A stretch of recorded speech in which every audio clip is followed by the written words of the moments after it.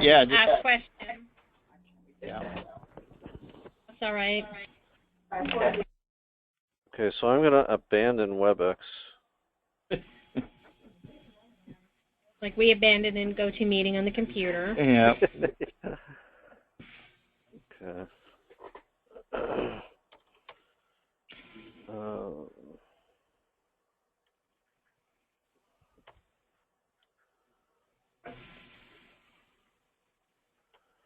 Okay. So if you're looking at like a Windows tablet or an iPad or something, it's pretty small. Yep. I just blew up my screen a little bit. Did that help or? Right now it just says new meeting waiting to view. Oh, Yeah, sorry. Yeah, sorry. Yeah, sorry. That's my fault.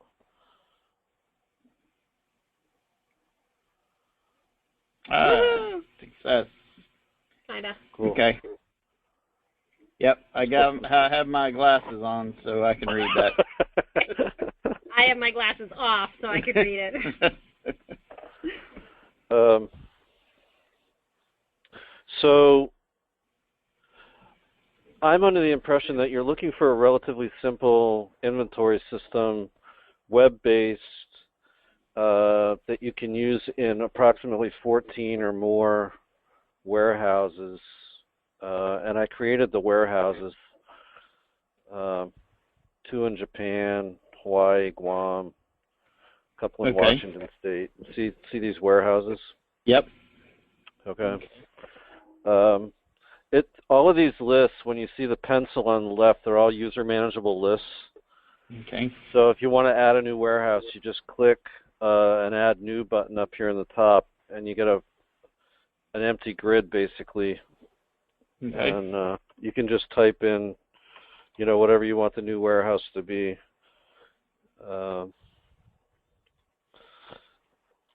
NUWC Division Newport. I don't know if that was one of your spots already, but we have a system up in Newport. Okay. And then there's a couple of checkboxes down here, whether you're going to build at that address, if you're going to ship to it, and if you're going to ship from it. Okay. So you may have centralized billing, so everything goes back to DC. I don't know. Yeah. In that case, the only place that'll have the bill to checked off is DC. Okay. Okay. Shipped from and shipped to is pretty standard in case of a warehouse. If you're always shipping to it and you're never shipping from it, it becomes a bottomless pit of. Exactly. So I'm not quite sure why we have both of those options, but Zach will enlighten me one of these days. Well, some warehouses you're not allowed to issue stock out of. They're just like trucks or something. So you're only allowed to use stock from location to location. Yeah, I guess. Okay, that does make sense. When we have some systems that have vans, like HVAC companies or whatever, that are dispatching vans every day. So okay. So that's. And then in the warehouses, you can have warehouse locations. I don't know how much this is going to apply. You can have this as global or as granular as you want. You can have every location basically always has a dock or a staging location. Right. And then you can have as many other locations as you need. You could literally have thousands of locations. It just depends on how you're going to set up your inventory. Okay.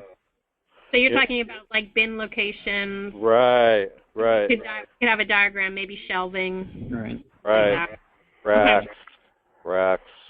Yep. Or closets. If the ships had different storage closets or something like that. And again, there's a pencil. These are all user manageable lists. And you can have as many or as few as you need. Okay. All right. So the whole core of the system really though are the inventory items themselves. I maybe should have staged this a little bit better with music and gym equipment, but It's okay. We can see past that. Yep.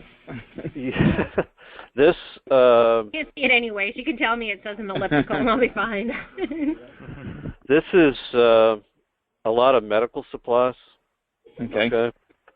So, and you can store pictures of the items, and you can store multiple pictures of the items. Okay. All right. So you can end up with like a catalog of all your items. Can you drill down on an inventory? Okay. Yeah, sure. I just wanted to. Okay, Yeah, barcode. this is a barcode catalog of your items. Nice. Or of a sample. So yeah, we can drill into an item. And there's about 80 fields in here, and you can customize the fields to some degree. Okay. You can set reorder points. Perfect. Can we turn on and off, like if we don't need all 80 fields, just to keep it simple? Yep. Yeah. Absolutely. If you click customize, it takes you, and this is an administrator only screen, preferably. This is not something, we would help you set this up, obviously. This can get complicated. There's checkboxes over here for whether the field is visible or not. Right. Okay. Zach, help me out. Add, modify, required. Add means you have, it's available when you go to add a new record. Modify means you're able to change that after it's been added.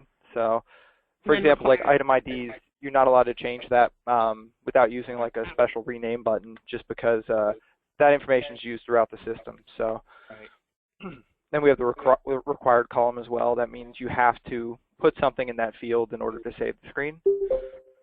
Okay. The star. I don't even know what this stuff is. The star is a special thing that's more for us than clients. Okay.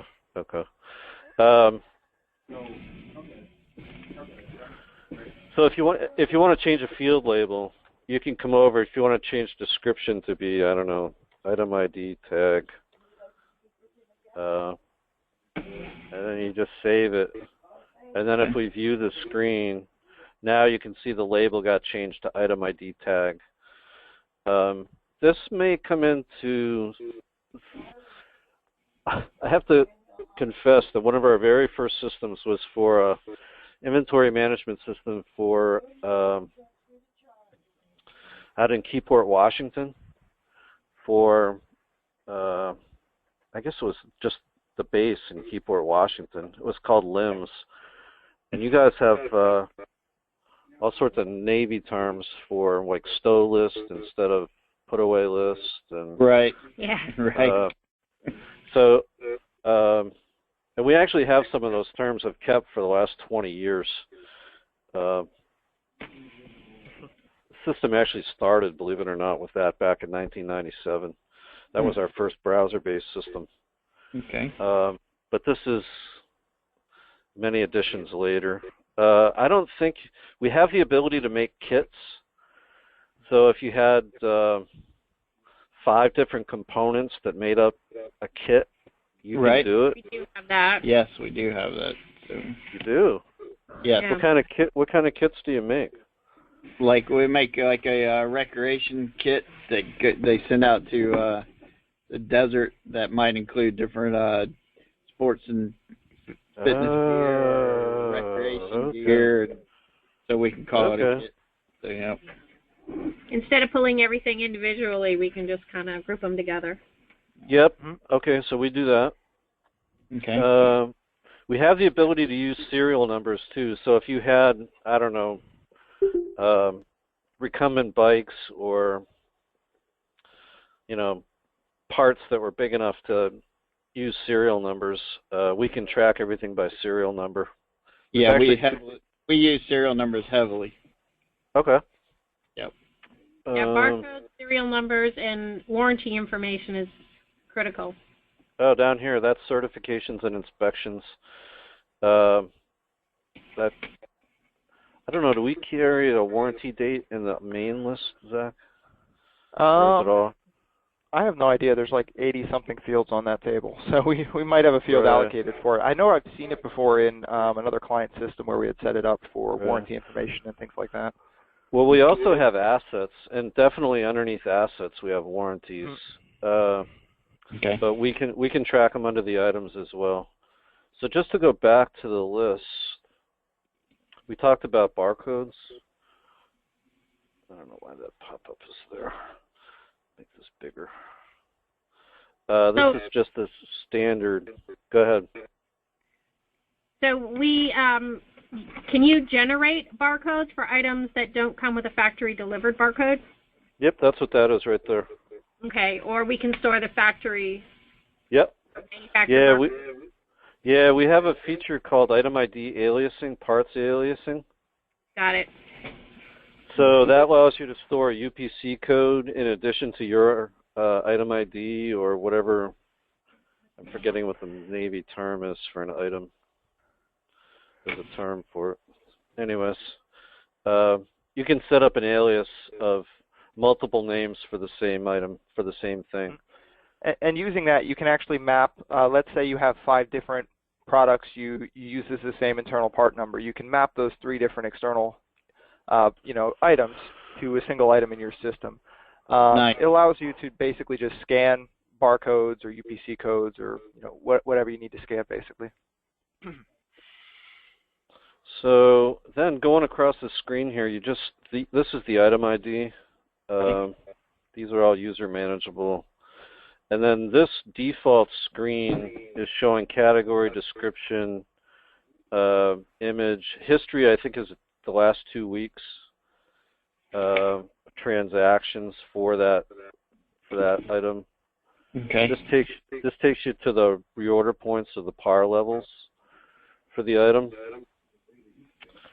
And again, the par levels are per warehouse.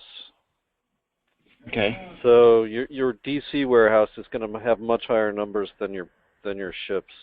Right. Or wherever you're sending your remote warehouses. Okay.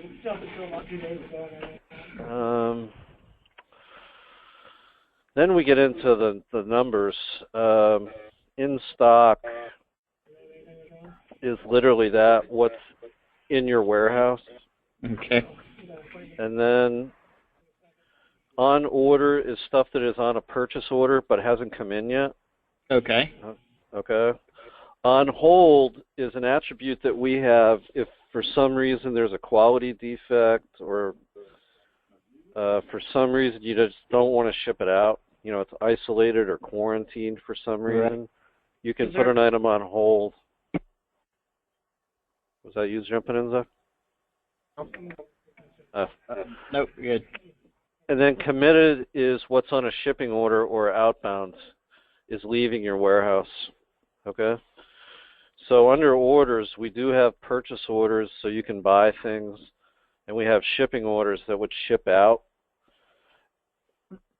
And then we also have in transit, which we use to ship between 2 warehouses, which may happen a fair amount with you guys.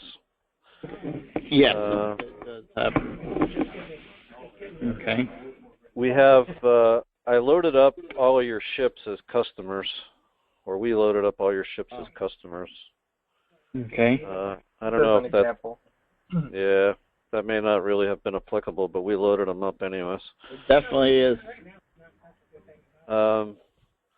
So again, these are all user manageable lists, and if you click edit, you can go in and edit the details of a customer, or you can add new customers. And hopefully you're seeing that there's a lot of similarity from on the screen layouts. Right. But once you get used to the screen layout, navigation of the system is pretty easy. Okay. In addition, based on the par levels we showed you earlier, we have the restocking transits, which you can use to automatically suggest, transits to, refill your various warehouses. We also have the restocking purchase orders, which can show you, what you might need to reorder to restock. And we also have leasing as well, which might come into play with some of the ships if you're expecting the stock to come back at some point. Okay. Oh, and yeah, here's another. I guess we're kind of jumping around a little bit. The quick order screen is what I like to call a customer-facing screen. It's almost like an e-commerce screen without taking the e-commerce part of the transaction. Okay. But if, say you wanted to give, I don't know, your end users or your end customers the ability to come in and place an order for an item, you can give them access to this screen. Okay. And it shows them all the items that are available to them to order. And they can say, oh, I need one of these, and oh, I got to fill out the top, the header stuff. Hold on. This is like where it's going.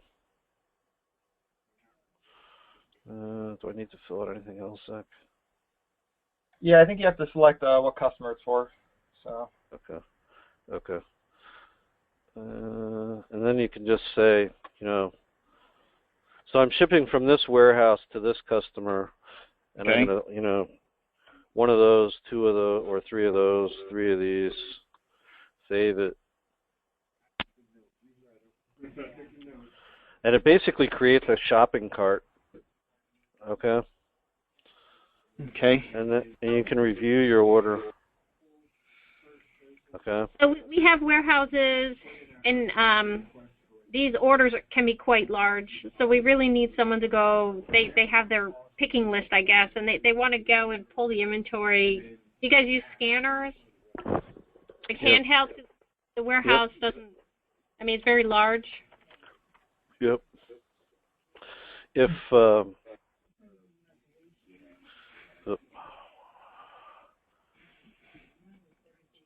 so we use industrial Android scanners. Okay.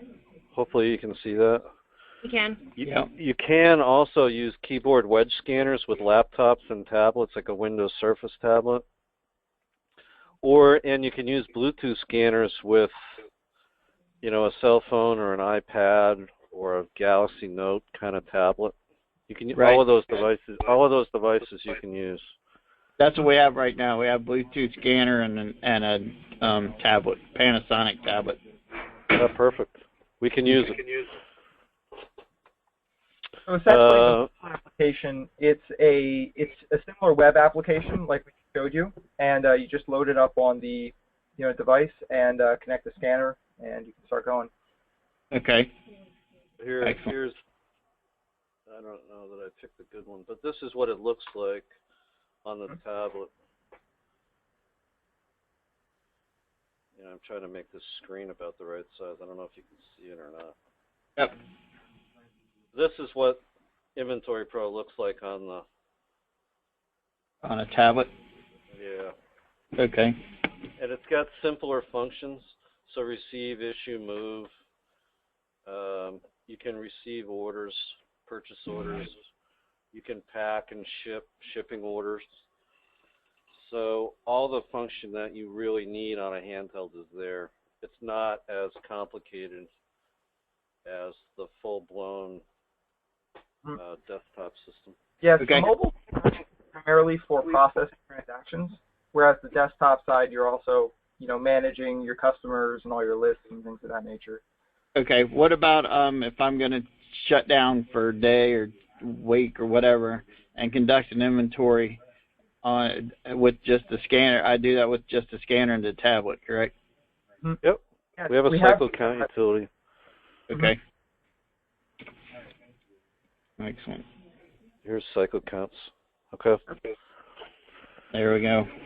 You can use that to create the count, and then you can use that to compare against what your system's expecting to be there versus what you've actually counted, and use that to post corrections against your inventory. Excellent. Right. Zach, I'm going to give you control. You can No worries. start. There's a delay. I'm not trying to cut you off. It's just No, that's okay. That's okay. You're doing. So I have a couple of reporting questions. I did see I saw a tab for reporting, but I just want to make sure. Can we do our own queries, or are they just custom reports? With this, you can do your own report. It will require someone that is somewhat knowledgeable in database operations and such. Primarily, we write most of the reports. We do have a lot of default ones in the system. Yeah, hold on. I'm flailing around here. So here are the inventory.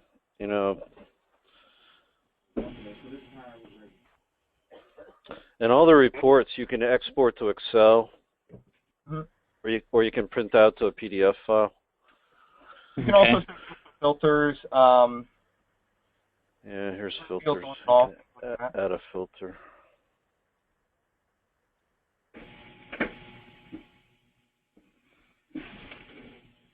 PDF export. PDF export. All right. Yeah. Okay. This is Kathy in Norfolk. Can you see history files of what's been issued and who it's been issued to? Yeah. Okay. That is one of our favorites. It's the audit trail. Oh, nice. And it shows you, what have I done here? Change the warehouse. This warehouse has no activity. Oh, okay. I don't have any filters, so. Hit back. Or do that.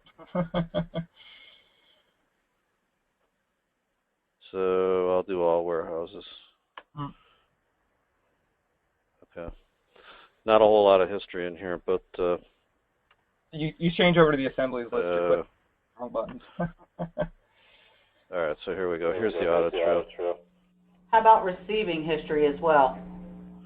That would be in here. Transaction that's ever occurred in the system. And you can filter by the type of transaction or issue, as well as move or what's the other one we have? There's like an asset functionality as well. So Kathy, we're looking at it. There's a reason, like we can, if it's adjusted for physical inventory. Yeah, we have reason codes on the positive and negative. Can you stay on that page for a second? Oh, yep. I'm taking a photo of it and sending it to Kathy. Are we allowed to customize our own reason codes? We actually have it pulled up on the tablet as well, David. Oh. Great. Misu is me. You're welcome. Hopefully I'm recording this as well. So I'll post this on YouTube. All right. Okay, so you can see, Kathy, it says received or shipped or issued on this audit trail report under transaction type. Right. And then also it tells you who did it when. Oh, I just remember, you can sort by these columns as well. By clicking on the column, it'll go ascending and descending. Nice. And I'm assuming we can filter by either customer, inventory item, etc. Yeah, anything you want, basically. Right. Date range as well? Yeah. Here's all your filters. Item, serial lot number, date, units, transaction type, from, to, user, reference, date. I don't know why there's two dates here, but. So if we have an enterprise solution, but not all warehouses share the same inventory. So to help with drop-downs, are you allowed to associate an inventory item to a particular warehouse? Yeah. Yep. We have a warehouse linkage system which lets you map out, specific warehouses that are allowed to use a particular item. So you can see. So does that item master record sit at a higher level and then it's like pulled down to the warehouse level, or do the warehouses both create it? That's just at a higher level. Item master list is the primary level, and then it's turned on or off for the different warehouses below that Got level. it. You pull it down to the warehouse. Yeah. Yes. See these check boxes here? Yes. Yeah. Okay. So we can have And a there's- centralized list, but minimize it based on the warehouse. Exactly. And there also are a lot of administrative options for each aspect of the system that you can turn on and off and vary. This system is, dare I say, old. We've been working on it since 94, 95. I'm assuming you have user profiles, etc., that you can limit authorization. Yep. You come in, there's system users. Okay, and I've already made a couple for you guys in this system. And then there's groups. And you guys, I'm sure you're going to have different groups than these, but these are our standard groups. And again, these are all user manageable lists, so you can just add as many groups as you want. Okay. Right. Nice. And then there are group permissions. So administrator can do everything. Customers can do basically nothing. Okay. You know, except for look at their orders and place orders. So again, this is something that generally will help you set up the groups. Okay. And then you just add and remove users as you need them, and add them to the specific group they're associated with. Okay. So I have to talk government systems. So this is totally cloud-based? Is it hosted on yours? Are we allowed to host it on ours? What is that? It works either way. We actually host Naval Recruiting Command's system for them. We actually host that. But we'd actually prefer it if you hosted it. And the system that you hosted, is it a GovCloud, or like do you have all the certificates? Well, we have the certificates. I'm not going to say that. Let me go to NRC. So this is a live system for Naval Recruiting Command. It's hosted by us. It's got secure sockets and whatever certificates. I forget it all. But, you know, so we can host it, but we'd actually prefer you hosted it. And then how do you remote in for updates if we were to host it? That's up to you. You know, we'll do whatever we have to get in there. You know, we'll follow whatever protocol you guys. Okay. You know, we usually use GoToAssist or GoToMeeting or, you know, remote desktop. It's a Microsoft platform, so we're using, you know, mainstream tools, but we'll do whatever we need to get in. Okay.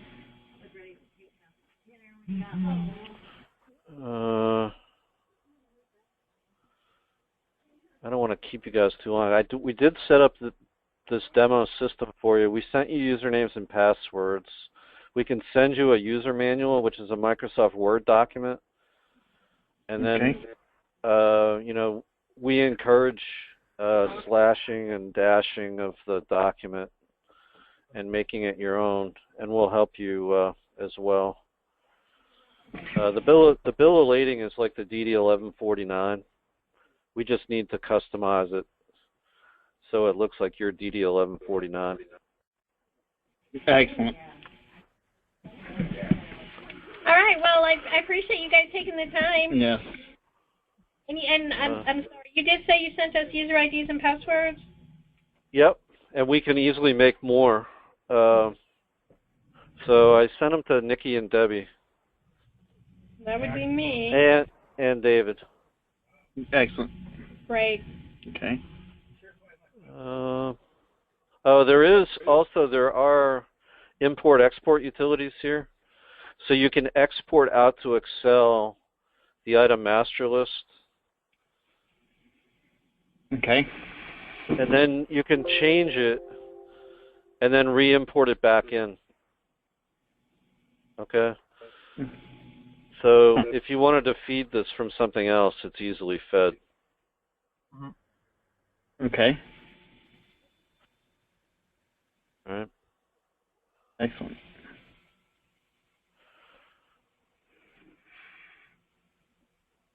Any more? We kind of went through this quickly, but Can I attach a document to an order? Just as for reference?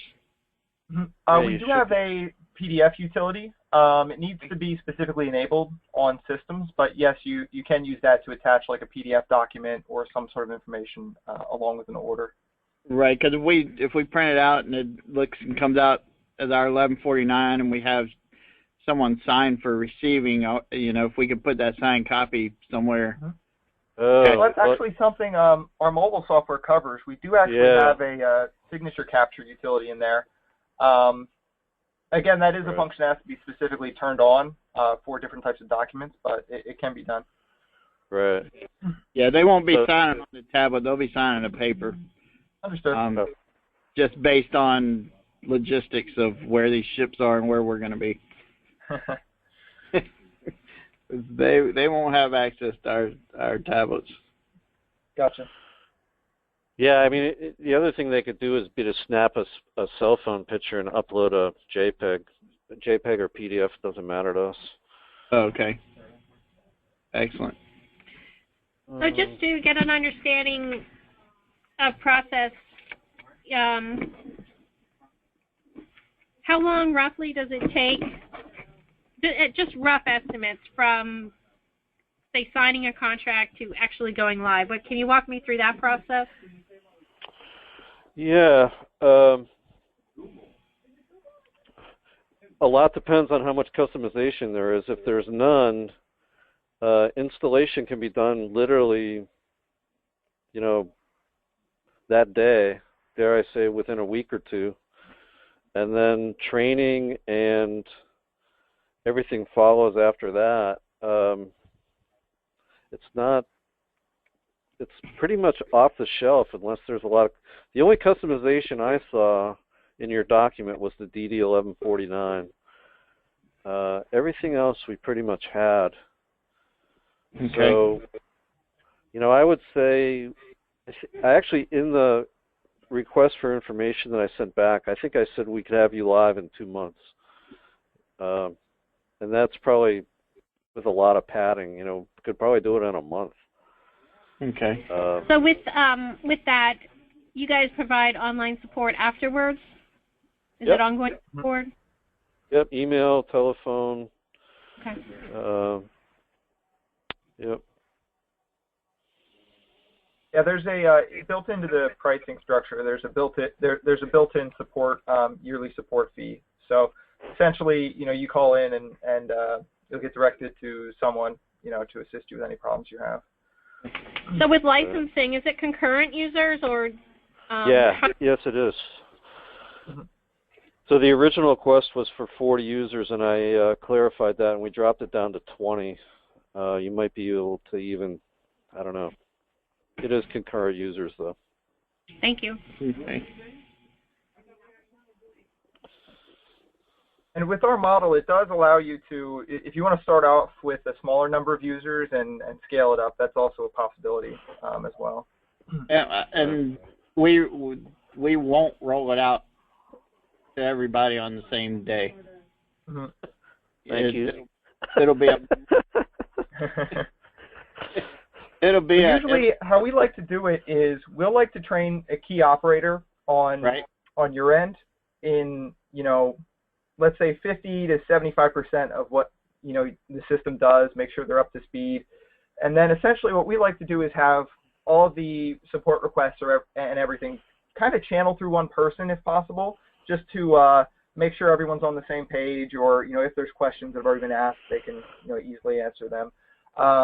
That way it kind of balances it out and it doesn't become, too hard to train all the different people.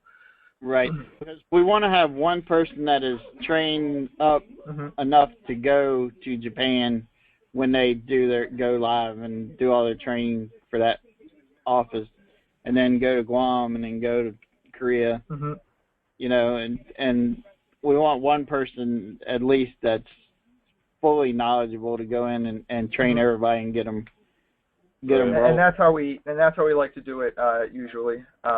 It reduces it reduces all of the questions and the back and forth that might get asked, 5, 10, 20 times sometimes. So Right. it Yeah, does help the process along. Yeah, we wouldn't unleash it on just and say, here it is, go have it. We would definitely provide someone on our staff to go out and do hands-on training and uploading and get them so their inventory is right when they start. Mm-hmm. Right. Excellent. The other thing the system does is, just for clarification's sake, is we have a leasing concept where you expect the item to come back. Right. So we do. Our shipping concept is we expect the item to not come back. So the item basically gets issued out and goes into an archive log and is gone. But with a leasing concept, if it was some big expensive piece of equipment or machinery, and you expected it to come back, we would lease it out to the customer, and then it would come back into inventory, and you never lose control of where it is. With a shipping order, you kind of lose control. The only thing that comes to mind, and I'm learning as I go, is so we're responsible for giving the ships some inventory, but we kind of like give it to them, for lack of a better term. We don't want it back. However, if there are certain pieces of equipment, we are responsible if something does break and it is under warranty, then we want to go back to the vendor. It's not the ship. They'll give it back to us basically, and we go back to the vendor. So we do, even though we give it to the ships, we do need to be able to track warranties. Because if they come back to us and say, hey, we've got these 5 things that are broken, we need to have an archive, and we do allow for order returns. So if something does come back, you could look up the original shipping order from 2-3 years ago and return that item back in and try to go back through the process. We do store an archive of all the information that passes through the system, so that shouldn't be a problem to store that warranty information. Okay, that's the issue. I just need to be able to know, do I need to take action or do I just replace it? Understood. Excellent. All right, gentlemen. Well, thank you very much. Answered all my questions. Kathy, last word? We're good. All right. Thank you. Excellent. So either Nikki or I will be in touch. Okay, great. Thanks, guys. Hey, thank you very much. Yep, see you. All right. Have a good one. Bye. All right.